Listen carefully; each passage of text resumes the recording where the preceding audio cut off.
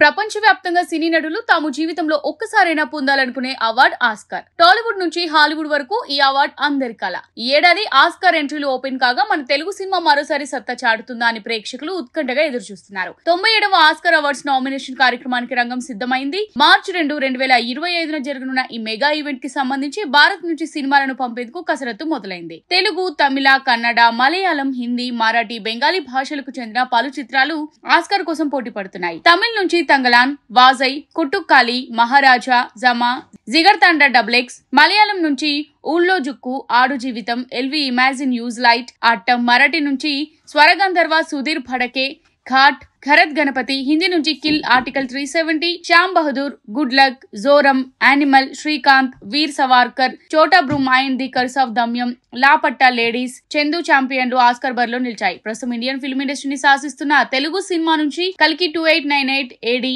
హనుమాన్, మంగళవారం సినిమాలు బరిలో నిలిచాయని ఫిల్మ్ నగర్ లో టాక్. మరి వీటిలో ఏ సినిమాలను కేంద్రం సెలెక్ట్ చేస్తుంది? ఈసారి కూడా భారతదేశానికి ఆస్కార్ అవార్డు వరిస్తుందా అంటూ జనం చర్చించుకుంటున్నారు.